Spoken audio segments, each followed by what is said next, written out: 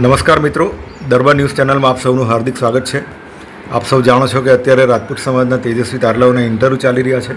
તો અત્યારે હું માંગરોળ તાલુકાના તરસાડી જૂના તરસાડી ગામમાં આવેલો છું અને મારી સામે જે દીકરી બેઠી છે એનું નામ છે ધ્યાનીબેન અજીતસિંહ ચૌહાણ અને બાજુમાં એમના પપ્પા બેઠા છે અજીતસિંહ ચૌહાણ બાપુ। તો પહેલાં તો મારી ચેનલ પર સ્વાગત છે બાપુ તમારું। જય માતાજી।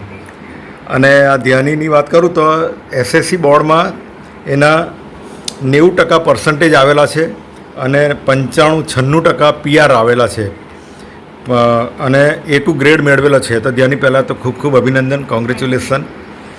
અને ધ્યાની અત્યારે કોસંબા તરસાડી કોસંબાની VS પટેલ હાઈસ્કૂલમાં અભ્યાસ કરે છે। તો ધ્યાની પહેલો સવાલ કે એસએસસી બોર્ડની એક્ઝામની આપણે વાત કરીએ તો 6, 7, 8, 9 એ જે એક્ઝામ તમે આપી અને બોર્ડની એક્ઝામ આપી એમાં કંઈ ફરક લાગ્યો તને?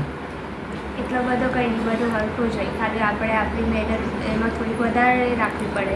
આપણો કોન્ફિડન્સ હોવો જોઈએ કે આવી રીતના પેપર રાઇટિંગ કરવાનું, પછી ખાલી આપણે રેગ્યુલર એક્ઝામ આપીએ ને એવી જ એક્ઝામ હોય તો લેવાની કોઈ જ કામ નથી। એટલે બોર્ડની એક્ઝામના નામથી લોકો છોકરાઓ ડર લાગતો હોય છે કે ભાઈ આ વર્ષે બોર્ડની એક્ઝામ છે, તો તને કંઈ ફરક લાગ્યો એમાં? ના, મને તો બોર્ડની એક્ઝામ આપી ત્યારે કોઈ જ ફરક નહીં લાગ્યો। બરાબર છે, ઓકે। હવે તારા જે પર્સન્ટેજ આવ્યા તો એટલો ટાર્ગેટ હતો કે વધારે હતો, શું હતું? એટલો જ ટાર્ગેટ હતો। ટાર્ગેટ પ્રમાણે બરાબર એચીવ થઈ ગયા એમ ને?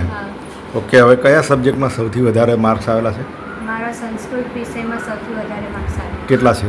મારા 94% આવ્યા છે સંસ્કૃત। અને સૌથી ઓછા? સૌથી ઓછા ગુજરાતીમાં આવ્યા છે। ગુજરાતીમાં? Okay okay okay. હવે અજીતસિંહ બાપુ, તમને એક સવાલ પૂછું કે તમારી દીકરીના બહુ સારા પર્સન્ટેજ છે એસએસસી બોર્ડમાં, તો પહેલાં તો કેવી લાગણી થાય છે? મને સારું લાગે છે। અચ્છા, આગળ જાય એવું બરાબર છે। અને આ દીકરીને શું બનાવવા માંગો છો આગળ? મેડિકલ લાઈનમાં જવા માંગે છે। મેડિકલમાં જવું છે, બરાબર। અચ્છા અચ્છા અચ્છા। હવે ધ્યાની એક બહુ ઇમ્પોર્ટન્ટ સવાલ કે ઘણા બધા છોકરાઓ વિચારતા હોય કે ભાઈ આટલા બધા ટકા લાવવા તો કેટલી બધી મહેનત કરવી પડે, બધું પ્લાનિંગ કરવું પડે। તે કઈ રીતના પ્લાનિંગ કરેલું? વાંચવાનું શેડ્યુલ કેવી રીતના હતું તારું?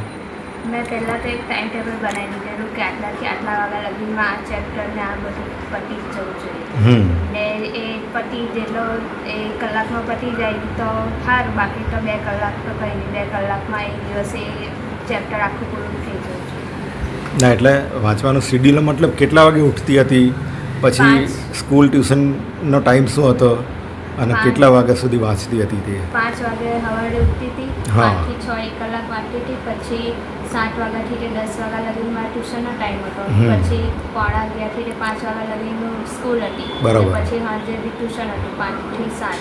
અચ્છા। અને પછી 8 વાગે 7:30 8 વાગે હું ઘરે આવતી હતી, પછી હું 9 થી 11 વાંચતી હતી। બરાબર છે, ડેઈલી શેડ્યુલ હતું આ, બરાબર ને? ઓકે। અજીતસિંહ બાપુ, તમારો ટૂંકમાં પરિચય આપો, શું કરો છો, શામાં જોબ કરો છો? મેં પ્રગતિ ક્લાસમાં જોબ કરું છું। હા, અહીંયા કોસંબામાં? કોસંબામાં। બરાબર છે, ચાલો। ધ્યાની મેડિકલમાં જઈને ખૂબ મોટી ડૉક્ટર બને, મમ્મી પપ્પાનું નામ રોશન કરે, સમાજનું નામ રોશન કરે, અને આ સાથે સાથે આ ચેનલ વતી ખૂબ ખૂબ શુભેચ્છા, બરાબર? આપણા ફેમિલીમાં મતલબ સમાજમાં ડૉક્ટર બનવું એક બહુ મોટી વસ્તુ ગણાય છે, તો ખૂબ મોટી ડૉક્ટર બને એના માટે શુભેચ્છા અને ખૂબ ખૂબ અભિનંદન। Thank you.